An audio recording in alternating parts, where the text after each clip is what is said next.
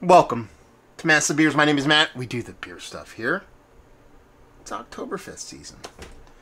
So there's like a bunch of like Oktoberfesty beers and packs floating around out there. I saw Jack's Abbey one, but it wasn't the Oktoberfest that caught my eye. It was bright as hell. I love Jack's Abbey Oktoberfest Copper Legend. Drink it a bunch. Pretty sure I reviewed it before. If I haven't, I will. But this had me intrigued just because it was like, it's a mixed pack exclusive. So it is a Munich style Helles. Bright as hell. Let's see what else we have on this can here. Government warning stuff. We live for lager. Brewed with 100% Pilsner malt, double decoction mash. We pushed all the boundaries of a classic Bavarian brewing, incorporating a double decoction, open fermentation, horizontal lagering, and krausened for natural carbonation. This lager is bright as hell.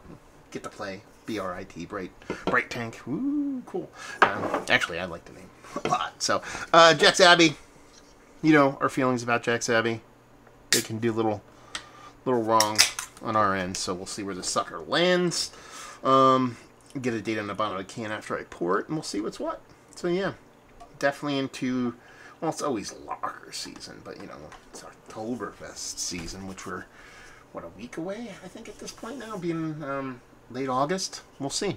Label-wise, actually, it's part, you know, it's a part and parcel of their new rebrand, but there's something about this kind of little graphic they have going on over here.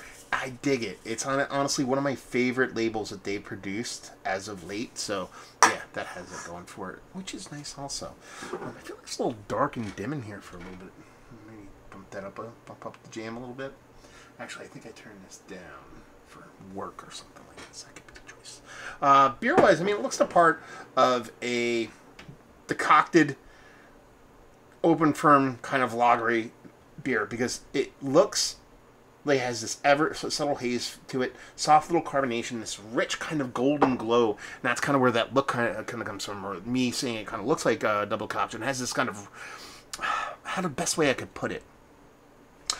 Nobody's going to get that reference, so I was going to say, when you were a kid and you had an Absolute bottle and you put a highlighter in it and you put it under a blacklight, if you put it 2 or 3 highlighters, it'd bright, get a little bit more vibrant. No one ever does that. I don't even, that dates me.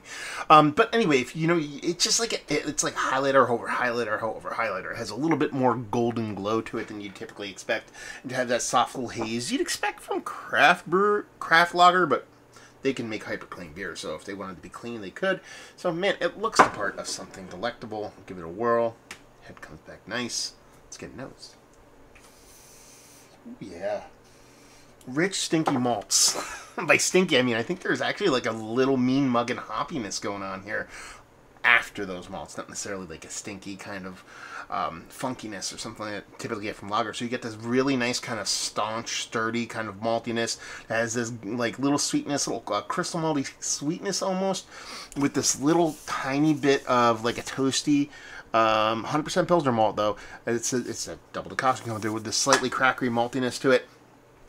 Very aggressive, very big for a 5% alcohol. Man, that is a robust nose. This is canned a little over a month ago, and just has this nice rich maltiness. On the other side of things, you got those kind of zippy, kind of stinging kind of hops. Come off a little mean mugging, come off a little West Coast beastie weedy. On top of that, kind of a kind of classic, kind of zazzy, kind of bittering to it.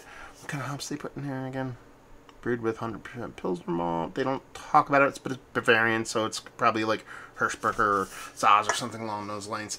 And it just has that added little pop to it. So I think this is going to be a really aggressive 5% beer, because the way this nose kind of comes off, it's big on both ends. Not like out of hand big, but for its style, quite nice. Let's just dive in. Cheers, all.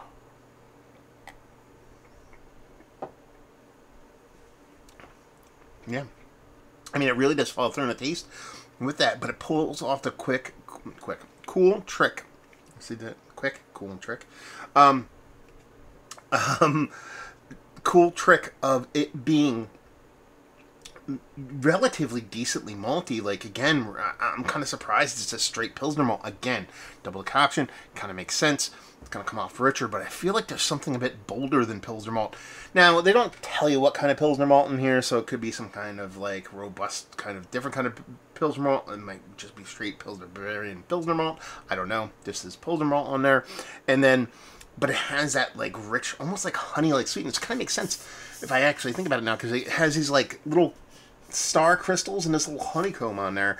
You know, crystal malt and then honeycomb, honey malt kind of thing. It has those kind of vibes to it, but that's all the double decoction at play, plus a little bit of open fermentation and a little bit of kind of characteristics to the beer. But it comes off really, really rich. And then on the other side of things, you have that nice kind of hop profile. Again, zippy, zingy. It doesn't come off super beasterweedy on the taste, but it's definitely a bit more aggressive than you get from a classic Bavarian style Helles. But they balance each other really, really quick, and they kind of come full circle on my thought process. The really cool trick it is pulling off is it's still a lager. It's still chuggable. It's still drinkable. It's a crispy boy status. Probably stop short of there. You tell you're drinking a lager. You tell you're drinking something of chuggable status. This is delicious. This is delicious. I mean, being Oktoberfest season, it kind of reminds me a little bit more of a fest beer than just a classic kind of Helles. I just did Oktoberfest, a collab between Sierra Nevada, I forget the Gutenberg and Gutenberg or something like Gutenberg or something like that. It reminds me a little bit of that beer. That was their fest beer, maybe a skosh a little bolder, skosh a little beefier, being that it's Sierra Nevada and their West Coast hops. But again, it reminds me of that kind of like fortune favors the bold kind of vibe when it comes to doing these kind of classic styles, but your own personal twist on them. And then when you can do them really, really well, like Jack's Abbey, and you get this rich malt profile, you get this very staunch and purposeful kind of hoppiness, and it balances really, really well inside a unmistakably clean, well-made lager. I'm going to be really hard-pressed to find something this flashy that's this drinkable in the style. And well-made, I mean, that goes without saying, I think. But, yeah, I mean, you know, classic, they're classic, you know, post house lager or post-ship pills. They're going to be some of your more traditional, clean, crispy boy status beers. This one's, like I said, a little bit beefier, but still 5%, showing all this kind of flavor and profile. God, it's definitely one of the better Helles lagers I've had as late, and absolutely 100% worthy of, like, Mount Rushmore status, let's put it that way. So, yeah, we already said that part. Let's just cut to the chase and say, valued availability, off the shelf, 12-pack, so it had 4 different beers in it, $20 even. I'll buy that all day and leave with if you like what we like this. If you like lagers, you want a little bit more personality, you like your fest beers, things like that. Even though this isn't a fest beer, I think it fits well into that theme. And you like just well-made beer, you'll dig this. So there you go. Review in the books. Hopefully you enjoyed. Jack's at me. Have you been to the brewery? I have a couple times. Pizza's quite tasty. Dig on their beers, but haven't been there in quite some time. What do you think of the brewery? What do you think of the beers? What do you think of this beer? All that fun stuff. Let's talk about it down there. Hopefully you enjoyed the review. Hopefully you're enjoying a little bit of Brite as hell right now. Hope to see you next time. Cheers, all.